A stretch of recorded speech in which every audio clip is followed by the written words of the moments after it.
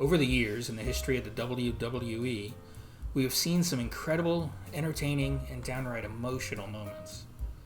We have also seen some things we wish we could forget, some things that WWE would like us to forget, and some things that were just plain wrong. Hello, I'm Bobby. I'm here with Anthony, my co-host on the Buckle Bomb Show, and this is our top 10 WWE moments that have aged poorly, part 1. Number 5 is Drunk Hawk. In 1998, the WWE decided to put a fresh face paint on the Legion of Doom, also known as the Road Warriors, by adding a third member named Puke. Puke would later be known as Draws, and send a classic member Hawk into a downward spiral with alcohol abuse issues. This was disgusting for two reasons. First off being that the Legion of Doom doesn't need a third member unless it's Paul Ellering or early 90s Sonny and them shoulder pads. And number two being, this closely mirrored Hawk's personal life off screen, as at the time he was battling his demons with alcohol and substance abuse in his own life. This angle is most noted for the time Hawk got drunk, climbed the Titantron on Raw's Vor, and threatened to kill himself, only to have Puke climb and push him off as Animal looked on in horror and tried to talk him down. Animal stated in his later years of life that this is the one angle he regrets the most. Number 5. HLA. Hot Lesbian Action. 2002 would see the F out as WWE transitioned from the Attitude Era to the Ruthless Aggression Era. It would also see the beginning of the brand extension where Raw and SmackDown would be split up into different rosters in an attempt to mimic some of the competition that had been missing since WCW folded the year prior, with Stephanie McMahon in control of SmackDown and Eric Bischoff in control of Raw. A commitment ceremony between Billy and Chuck would be planned for the September 12th SmackDown, Billy and Chuck a separate angle that may appear on this list somewhere.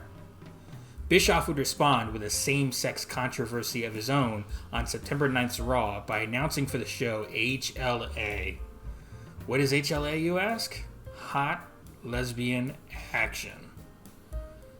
Bischoff would bring down the lesbians, played by OVW developmental talents Savvy Bryant and Looney Lane, and they would begin following the teasing direction of Bischoff. Eventually, they would be down to their bra and panties, kissing as Bischoff stops them. Bischoff would declare that they may have gone on for 3 minutes too long, as 3-minute warnings slide in the ring behind the girls. Jamal would give an absolutely stiff kick to the chest to Lane as Rosie presses Bryant and throws her into a Samoan drop by Jamal. The girls would be placed into a 69 position as Jamal would then splash them off the top rope. The continuing evolution of women's wrestling in today's WWE, as well as gender and sex politics in society, has made this quite the embarrassing mark in the history of WWE programming. Number 4 is the custody of Dominic Mysterio. At No Way Out 2005, Eddie Guerrero and Rey Mysterio became WWE Tag Team Champions. This started one of the most crazy and bizarre storylines in WWE history. Inevitably, Eddie Guerrero turns his back on Rey Mysterio. And one night on SmackDown, he tells 7-year-old Dominic Mysterio that Eddie is his real father. Thus begins the start of Eddie's bedtime stories, where he admits publicly that he had an affair on Vicky Guerrero and had a child out of wedlock. Rey Mysterio and his wife could not conceive a child, so Eddie, like some lying and cheating, stealing stork, dropped off this young baby boy on the Mysterio's doorstep. Kinda like a firehouse ding-dong ditch if you don't want a baby. This then festers over into Eddie telling Rey that he wants custody of Dominic again, leading to a ladder match at SummerSlam where the custody of Dominic Mysterio is on the line. Parts of the match that are really disturbing to me is seeing Dominic being forced to watch Eddie maim his father while standing next to a CPS agent outside of the ring. At one point even getting in the ring to try and prevent Eddie from climbing the ladder by pulling his leg. Eddie gets back down and corners young Dominic in the corner.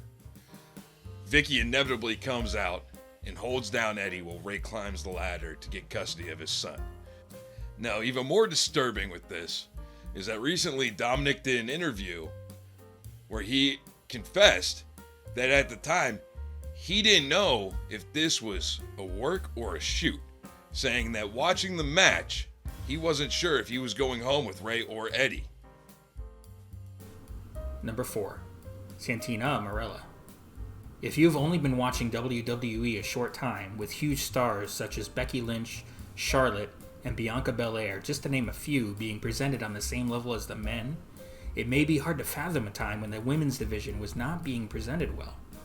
Unfortunately, us longtime watchers know all too well how far the division has come. In 2009, with the likes of Mickie James, Beth Phoenix, Melina, Michelle McCool, Gail Kim, and Natalya on the roster, it's almost unthinkable that WWE could screw it up, but oh would they. At WrestleMania 25, they would have a battle royale to crown a Miss WrestleMania. Many former divas would return for this match, such as Molly Holly and Tori Wilson, but they would barely get a mention as all the competitors would enter the ring at once. Among them was a diva who looked suspiciously like comedy character Santino Marella. This diva would end up winning the Battle Royale and the crown of Miss WrestleMania and call herself the twin sister of Santino, Santina Marella.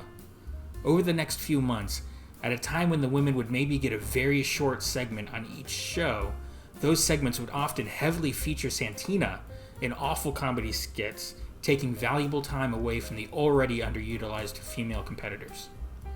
Santina would make her last appearance at Extreme Rules in a hog pen match against Vicky Guerrero.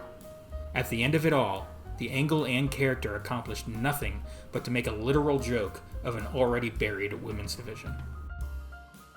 Number 3 on my list of poorly aged WWE storylines, Katie Vick. Let me give you the Cliff Note version of the one storyline WWE absolutely wants you to forget about. It started on the October 7th, 2002 episode of Monday Night Raw, where Triple H takes out Kane's tag team partner, the Hurricane. This leaves Kane to defend the tag team championships by himself, which he wins. After the match, Triple H comes out and says that he knows Kane's secret and asks him if the name Katie Vick rings a bell. So, of course, the name Katie Vick does ring a bell. Kane confesses to killing her, but it was an accident. He loved her. Next week, Kane comes out, explains the story that they were driving home. She was drunk, so Kane offered to drive. An animal ran out in the middle of the road. Kane swerved and killed Katie Vick. This is really traumatizing when you remember that Kane was also burned alive in a funeral home parlor as a kid. He lives a messed up life.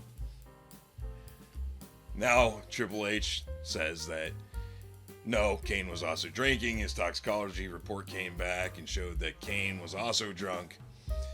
And then Triple H airs a video package where it's the funeral of Katie Vick.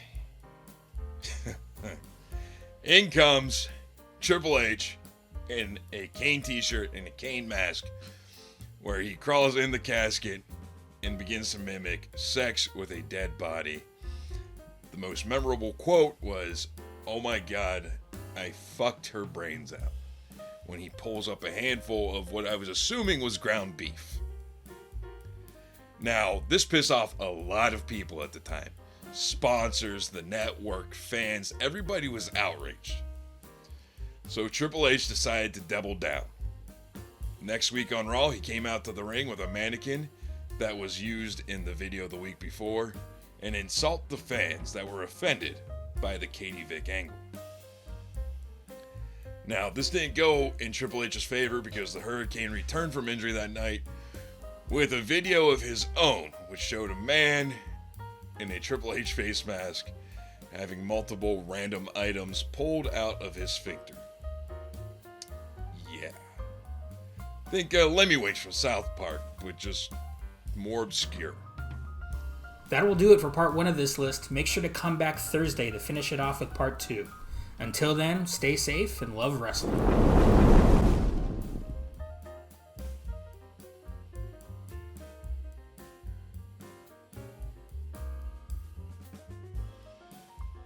The preceding announcement has been paid for by Bomb Media Production.